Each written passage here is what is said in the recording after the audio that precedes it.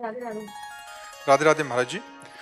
आपके चरणों में कोटि कोटि प्रणाम। महाराज जी, जैसे परीक्षित जी का, नारद जी का, धुंधकारी जी का उद्धार हुआ, क्या वैसे ही मोक्ष की प्राप्ति हमें भी होगी? आपके मुखारविंद से भागवत कथा सुनने का परम सौभाग्य मिला है।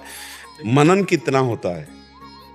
परीक्षित जी ने एक बूंद पानी नहीं पिया, एक भी केवल अन्न नहीं पाया, और परमहंस श्री सुखदेव जी के एक एक वचनों का मनन किया तो मोक्ष को प्राप्त हो गए।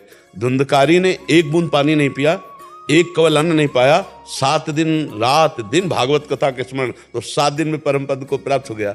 नारद जी बाल्यावस्था पूर्व जन्म की देखिए, उनकी कितना संतों की सेवा करके पूरा जीवन भजन में। फिर नारद जी तो भगवान के स्वरूप ही, भगवान के अवतार हैं। हमारा भजन कितना है, हमारा मनन कितना है, हमारा चिंतन कितना है। हम श्री परीक्षित जी की होड़ नहीं कर सकते। उनकी परीक्षित जी को गर्भ में ही भगवत साक्षात्कार हो गया था। जब अश्वत्थामा ने ब्रह्मास्त्र का संधान किया तो भगवान श्री कृष्ण गर्भस्थ शिशु परीक्षित की जब रक्षा की, तब परीक्षित जी देख रहे थे गर्भ में वो भगवान सुदर्शन चक्रधारी श्री कृष्ण को। तो ऐसे महापुरुषों से हम होड़ तो नहीं कर सकते। हाँ, उनकी चरण रज का आश्रय लेकर हम भी मोक्ष को प्राप्त हो सकते हैं। मैं ये कह रहे हैं कि हम तो सहचरी भाव के उपासक हैं, तो हमें निकुंज जाना है, उनकी सेवा करनी है, आपकी आज्ञा माननी है, तो क्या हमें भागवत कथा सुननी चाहिए? हाँ, भागवत कथा सुनने से श्री कृष्ण महिमा जागृत होगी, और जब श्री कृष्ण महिमा जागृत होगी तो लाल रंगीलो गाइए ताते प्रीति रंगीली पाइए। लालजू इतने महामहिम हमारी प्यारी जी के सामने हाथ जोड़े खड़े हैं, इस बात से हमारी छाती फूलेगी। लालजू हैं कौन, पहले पता होना चाहिए। इसीलिए प्रथम सुने भागवत भक्त मुख भगवत बानी।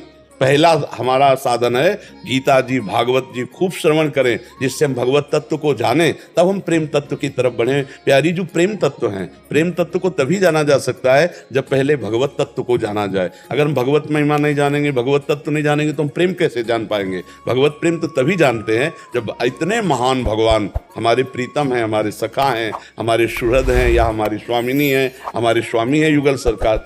प्रिया प्रीतम की यदि महिमा नहीं पता चली, उनके ब्रह्म स्वरूप का ज्ञान नहीं हुआ, तो फिर भक्ति में फिर रंग नहीं आएगा। ज्ञान के बाद जो विस्मरण है मैं और सबका केवल मेरे प्रीतम, वो रसमय है।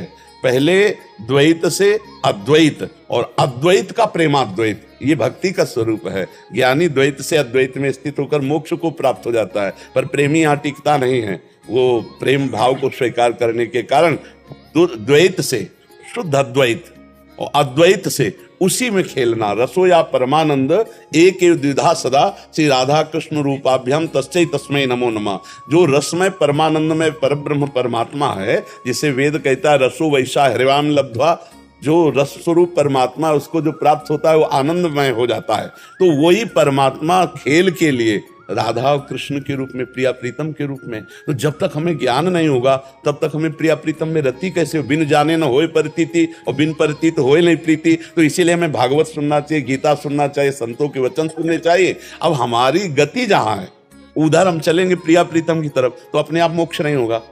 थोड़ा भी द्वैत स्वीकार करने वाले का मोक्ष नहीं होता, थोड़ा भी किंचन मात्र मोक्ष।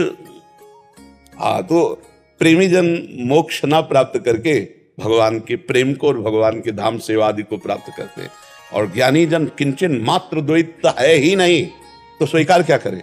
वो अद्वैत स्थिति को प्राप्त अपने स्वरूप में मुक्त हो गया, क्योंकि मुक्त था, मुक्त है, मुक्त रहेगा। केवल माना हुआ उसका जो बंधन है, जैसे महाराज जी कह रहे थे विचार, जब तक विचार हैं तब तक जीवत तो है, तब तक जगत है। वो तो आपके लिए उत्तर दिया था, जैसे लौकिक विचार। तो जब तक विचार हैं और संसार का अस्तित्व है तब तक जीवत तो है, जीवत तो है तो फिर संसारी है, वो कहाँ मुक्त कहाँ हो सकता है?